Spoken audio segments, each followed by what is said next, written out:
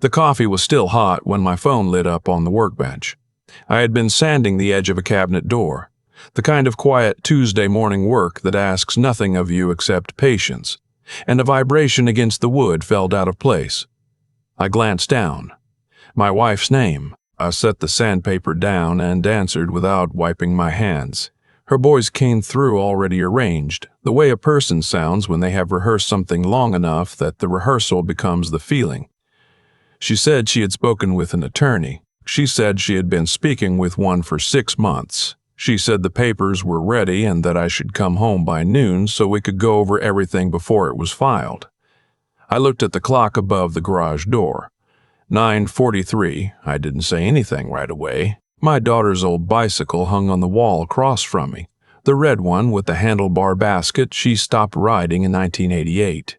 I had hung it there the same week she left for college and never moved it. I looked at it now the way I look at most things when I need a moment to decide how I'm going to speak. "How long have you had the papers ready?" I asked. 2 weeks, she said. "But I've known for longer." I thanked her for telling me. She hesitated at that, the way people do when they expect anger and receive something they can't immediately categorize. Then she said, "Noon," again as a reminder rather than a question, and the call ended. I stood at the workbench for a full minute without moving. 34 years is a number that doesn't fit in a morning. I didn't try to make it fit. I turned off the sander, covered the cabinet door with a cloth, and washed my hands at the utility sink in the corner. The water was cold. I let it run longer than I needed to. My truck was in the driveway. I drove home the long way, not because I needed the time, but because the long way goes past the elementary school, where I coached Little League for 11 years, and I wanted to see something ordinary before I walked into whatever had been arranged in my kitchen. I pulled onto our street at 10:21. Her sister's car was in the driveway. That told me more than the 6 months of attorney meetings. When someone brings an audience, they're expecting a performance. I nodded at nothing in particular and parked at the curb. The front door was unlocked. Inside, the lights were on and the dining table had been cleared except for a manila folder set near the end where I usually sit. Her sister stood by the window with a glass of water she was drinking. My wife stood near the kitchen doorway with her arms folded the way she folds them when she has decided something is finished. "You're early," she said. "The drive was clear," I replied. I set my keys on the entry table, the same place I had set them every evening for 22 years, and walked to the table. I opened the folder without sitting down. The top page was a divorce petition filed in county court, case number visible, date stamped from 9 days ago. Beneath it was a property disclosure listing the house, both vehicles, retirement accounts, and a savings account she had itemized with the careful attention of someone who has been thinking about this for considerably longer than 6 months. I read each page slowly. Her sister shifted her weight near the window. My wife watched me from the doorway without speaking, which I gave her credit for. Silence takes discipline. On the 4th page, I stopped. The house was listed as jointly held marital property. I read it again, then I read it the 3rd time. The house had been placed in a family trust 8 years ago, in the months after my father passed. My attorney at the time had walked me through every document. My son and my daughter were named as co-trustees alongside me. It had been done for estate planning, for their protection, and done properly with every signature in the correct place. My wife had been present at one of the early meetings. Whether she had been listening was a different question. I took my phone from my pocket and photographed every page. My wife pushed off the door frame. "What are you doing?" she asked. "Keeping a record," I said. Her sister set the water glass down on the windowsill, a small sound in a quiet room. My wife walked to the table. "You're making this harder than it needs to be." I looked at her. I had known this woman when she was 29 years old. I had watched her learn to drive a stick shift in an empty parking lot on a Sunday afternoon in October. I remembered how she laughed when she stalled the engine. I let myself hold that for exactly 1 second, and then I set it down. "These papers describe the house as joint property," I said. "It isn't." She looked at me the way people look when they have been told something they don't want to verify. "It's our house," she said. We've lived in it for 22 years. Living somewhere and owning it are different things, I replied. You may want to have your attorney check the deed. She reached for the folder. I didn't stop her. Her sister came closer, looking at the pages from the side, trying to read without appearing to read. I closed my phone and slid it into my pocket. I'll be back for the rest of my things, I said. I'd like to come in the next day or two. You're leaving now? Her sister sounded surprised. I've seen what I need to see, I said. My wife looked up from the papers. Her expression had shifted, not much, just enough. You should sign, she said. Today, before you talk to anyone. I picked up my keys from the entry table. I'll be in touch through counsel, I said. I drove to my son's house on the east side of town. He was home, which I had known he would be because it was Tuesday and he worked from home on Tuesdays. He opened the door before I reached the porch and didn't say anything, which meant my daughter had already called him, which meant she had spoken to her mother, which told me the timeline of this had been shared with certain people and not with me. He made coffee. I sat at his kitchen table and laid out what I'd seen. The trust, he said immediately. The trust, I confirmed. He was quiet for a moment. Then he said, Does she know? She listed the house as joint property, I said. You tell me. He pulled out his phone and typed something. I watched the clock on his microwave. 11:58. He looked up. Her attorney filed the petition 9 days ago, he said. There's already a listing inquiry on the county property records. Somebody pulled the listing history on the house 4 days ago. I looked at him. A listing inquiry means someone was preparing to put it on the market, he said. Before the divorce is finalized, before the trust has been addressed, before anything has been resolved. I set my coffee cup down on the table. Who pulled the inquiry? I asked. He showed me the screen. A real estate brokerage on the north side, one I didn't recognize. I called my attorney from my son's living room at 12:31 in the afternoon. She didn't ask how I was. She asked me to read her the case number from the petition, which I did, and then she asked me to send her the photographs, which I did. I could hear her typing while I was still on the line. The trust is unambiguous, she said after a moment. The house is not marital property in the way described. They either didn't check or they checked and hoped you wouldn't. Which is more likely, I asked. She paused. The listing inquiry is from 4 days ago. The petition was filed 9 days ago. Someone moved quickly after the filing. What does that mean? I asked. It means someone expected this to move faster than it will, she said. I'll need you in my office tomorrow morning. 8 o'clock. I spent the night in my son's guest room. The room had his old baseball trophies on the shelf above the dresser and a quilt his grandmother had made. I lay on top of the quilt, fully dressed for about an hour before I changed clothes and got under it. My phone had 17 messages from my wife by 10 p.m. The first few were practical. Then they became instructional. Then one of them, sent at 9:47, said simply, "You're making a mistake by waiting." I saved all of them. I didn't answer any of them. In the morning, I was up before light. I showered and pressed my shirt the way I have pressed shirts since I was a young man. Collar first, then the back, then the front panels. My son was already in the kitchen when I came down. He handed me coffee and didn't comment on the fact that I was wearing a tie. My attorney's office was 3 floors up in a building that smelled like central heat and old carpet. She was already at her desk when I arrived, a yellow legal pad in front of her covered in notes I couldn't read from where I sat. She shook my hand once and told me to sit. "I've spoken to the county recorder's office," she said. "The trust is on record. It was filed correctly 8 years ago.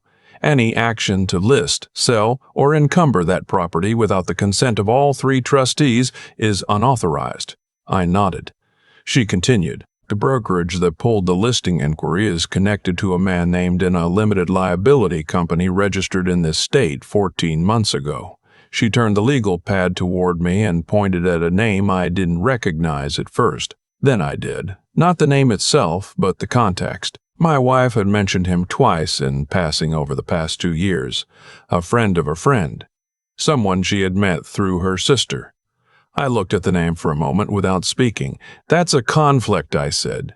She nodded. "At minimum, If she has been coordinating with him on a prearranged sale of a property she does not have authority to sell, that is considerably more than a conflict. "What do you need from me?" I asked. "Everything you have," she said. "Every message, every photograph, every timestamp." I placed my phone on her desk and she called in her assistant to start copying files. At 9:32, she made a call to the brokerage. I sat in the chair across from her and listened to one side of the conversation. Her voice did not rise or lower. She stated the facts, the way people state them when they have the documentation to support every syllable.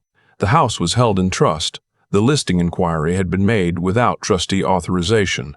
All activity related to that property was to cease immediately. Any commission structure, any buyer representation, any showing schedule, any communication with the seller was to stop. All records were to be preserved. When she hung up, she wrote something on the legal pad. "The agent will comply," she said. "They don't want any part of an unauthorized sale." "What about him?" I asked. "The name on the LLC." "We'll see how far they got," she said. "At 10:19 we found out." Her phone rang. She glanced at it and put it on speaker. The voice on the other end belonged to a man who introduced himself as representing the buyer. He said his client had entered into a verbal agreement with the seller.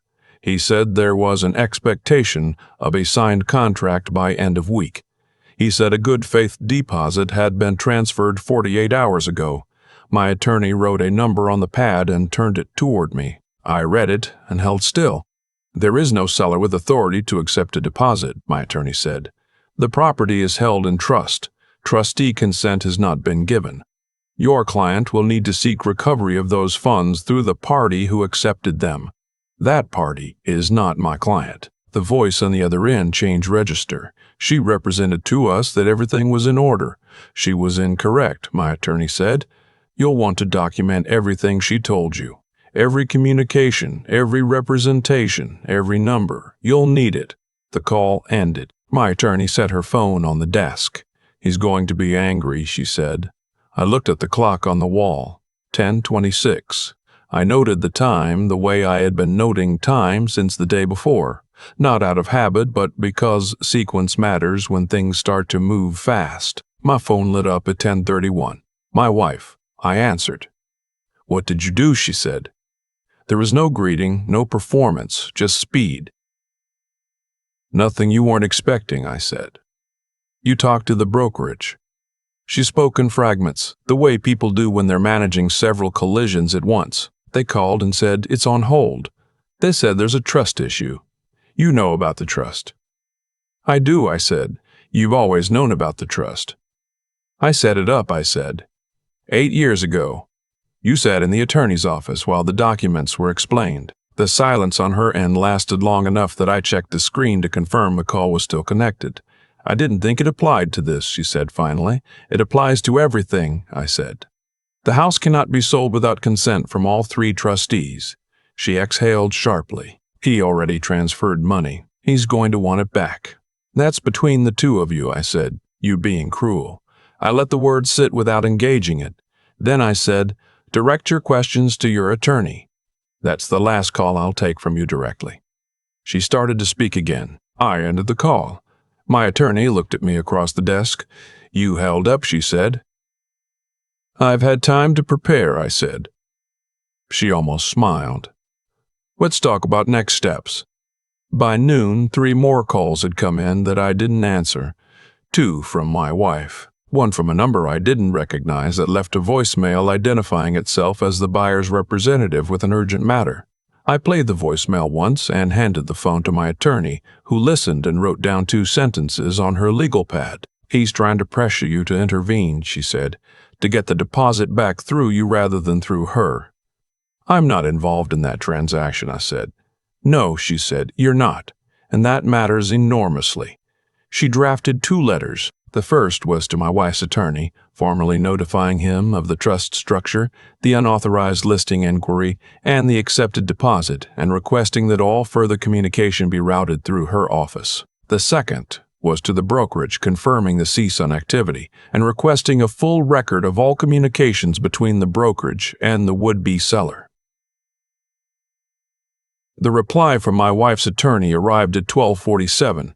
It was 3 sentences. His client disputed the characterization. He was reviewing the trust documents. He would be in touch. My attorney read it and set it down. He didn't know, she said. Or he knew and went ahead anyway. Either way, he's retreating. My son called at 1:15. I stepped into the hallway to take it. She called me this morning, he said. She asked me to sign off on the trust. I gripped the phone. She said it was a formality, he said. She said you and she had already discussed it. I told her I'd need to see something in writing from you first. She got off the phone very quickly after that. He said it without drama, but I heard what was underneath it. He had been in the conversation the whole time. He had made the right call. Thank you, I said. Dad, he said. Are you all right? I looked at the frosted glass of my attorney's office door from the hallway. I'm on the right side of this, I said. That's enough. Back inside, we went through the trust documents page by page. My attorney pointed out 3 clauses that would be relevant in any subsequent proceeding. She used words like protective and unambiguous, and each one of them settled something in my chest that I hadn't realized was unsettled. At 2:51, my wife called again. My attorney was on the phone, so I stepped to the window and answered. He's threatening me, she said. He says he'll go to the police. That is a matter between you and him, I said. You know him, she said. You know who he is to me. I know who he is to the LLC that pulled a listing inquiry on my house, I said. The pause was long. You found that, she said. My attorney found it, I said. Her voice changed. It dropped register and speed both at once. I didn't mean for it to go this far. I thought the house would just transfer. I thought by the time you figured out the trust, it would be too far along to stop. I stood at the window and watched a delivery driver cross the parking lot below with a hand truck. That's the first honest thing you said to me in this conversation, I said. She didn't have a response for that. I want you to understand something, I said. I'm not doing this to punish you. I'm doing this because what you tried to do has consequences, and those consequences belong to you, and to him, she said quietly, and to him I confirmed. What happens now, she asked. The process continues, I said, properly, through proper channels. If you cooperate with that process, it goes faster. If you don't, it goes longer. That's not a threat. That's just procedure. She asked one more question, small and unguarded in a way I hadn't heard from her in years. Did you know I was going to do this? I thought for a moment. Not this specifically, I said, but I knew something was off. I set up the trust the same year I noticed you stopping answering questions directly. I wasn't planning for a divorce. I was planning for my children's future. It just turned out to be useful for more than one thing. She was quiet for a long time. I'm sorry, she said. I believed it. It didn't change the shape of the situation, but I believed it. I know, I said. Call your attorney. I ended the call and stood at the window for another moment before turning back to the room. At 4:30, my attorney filed a formal notification with the court correcting the property listing in the petition. She attached the trust documentation, the deed, and a record of the unauthorized listing inquiry. She copied my wife's attorney on everything. The reply came back in under an hour. 16 minutes, actually. His client acknowledged the trust instrument. His client wished to proceed with the dissolution on terms consistent with the actual asset structure. My attorney read it to me. That's what compliance sounds like, she said. I gathered my things and stood. I want to stop at the house, I said. The rest of my belongings. She nodded. Tomorrow morning.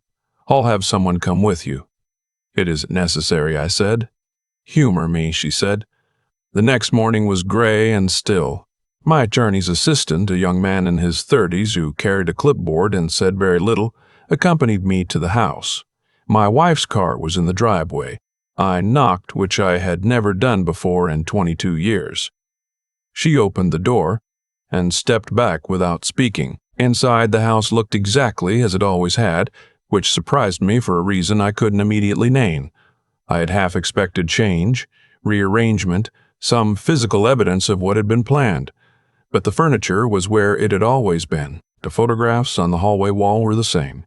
The small ceramic bowl by the front door where I used to drop my change was still there, empty now. I went to the bedroom and packed the remainder of my things. Books from the nightstand. The extra set of reading glasses I kept in the top drawer. A cardigan I had been looking for since March. My father's watch from the box in the closet where I had kept it for 20 years. My wife sat at the kitchen table while I worked.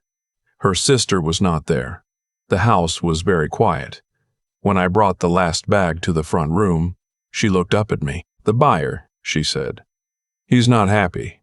"I imagine not," I said. "He says I misrepresented everything." "You represented what you believed to be true," I said.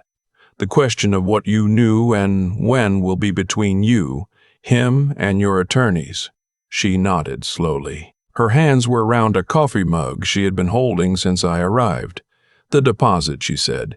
"He wants it back, then return it," I said. "I spent it," she said. "Some of it."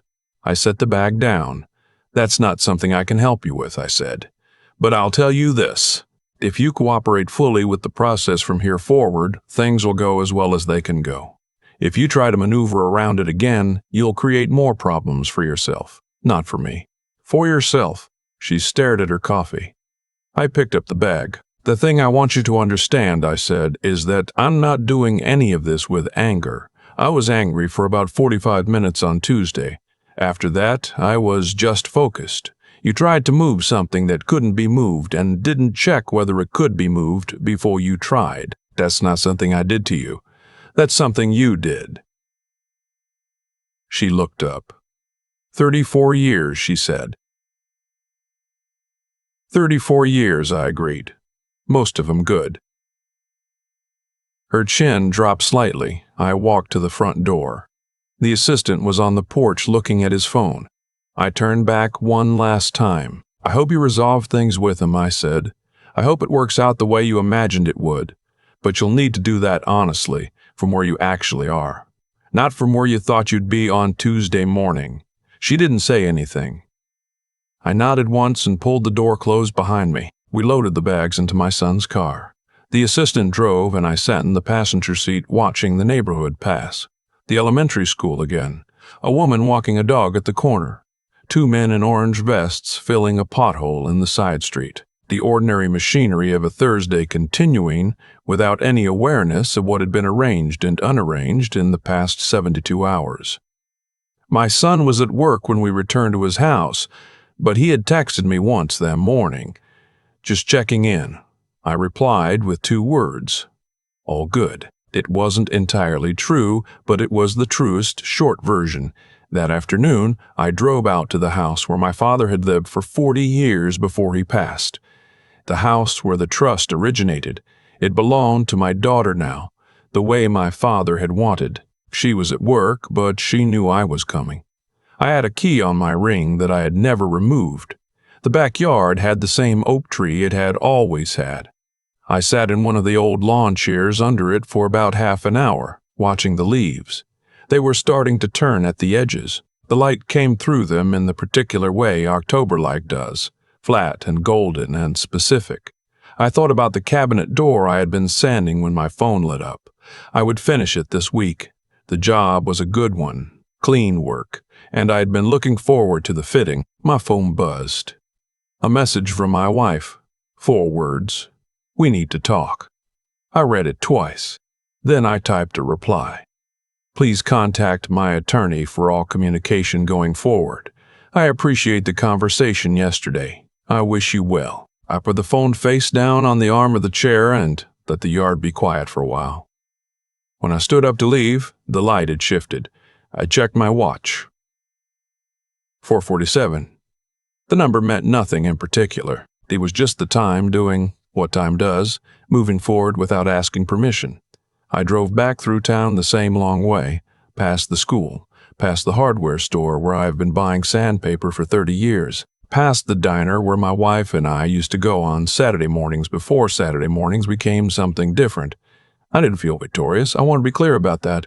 Victorious implies there was a competition, and I had not signed up for one. What I felt was the quiet that comes when something that needed to be said finally gets said, and something that needed to be settled finally gets settled, and you realize that you have been carrying a weight for longer than you knew, and that carrying it without noticing is not the same as being unaffected. I was affected. I just refused to let that make me careless. At my son's house that evening, he made dinner. Something simple, rice and chicken and a salad. We ate without talking much about any of it. His daughter, my granddaughter, was there, 6 years old, working very seriously on a drawing at the end of the table. She showed it to me before bed. A house with a tree next to it. The tree was bigger than the house, the way children always draw it. "That's your tree," she told me, "the one in the yard." I told her she was right. I helped her put the drawing on the refrigerator. She was very particular about where it went, moving it twice before she was satisfied. "Good night," she said. "Good night," she said. I went to the guest room and sat on the edge of the bed. My phone had been quiet since the message I sent from my father's yard. I turned it over once, checked the screen out of habit, and set it face down on the nightstand. The last message from my wife sat in the thread without a reply. I had said what needed to be said. Anything more would have been for my benefit, not hers. I have learned at this point in my life that there's a particular kind of strength that doesn't make noise. It doesn't announce itself. It doesn't perform. It simply holds its position when something tries to knock it down, and then it continues doing the work that was already in front of it. The cabinet door. The trust documents. The morning cup of coffee. The granddaughter's drawing on the refrigerator. Not everything that tries to displace you succeeds. Some things you built more carefully than people realized. Some things hold. I turned off the light and lay back in the dark. And for the first time since that Tuesday morning phone call on the workbench, the silence felt like mine. If you are listening to this from somewhere you didn't expect to end up, I want you to hear something clearly. Not everything that catches you off guard can knock you down. Sometimes the foundation was laid long before the storm arrived. You may not have known you were building it, but you were. Leave a comment and tell me what you think. Tell me what you would have done. I read everyone. Stories like this one live in the quiet moments, the ones that don't make noise but reshape everything around them. If that speaks to something in you, subscribe and stay with us. There is always another chapter. Walk carefully, build well.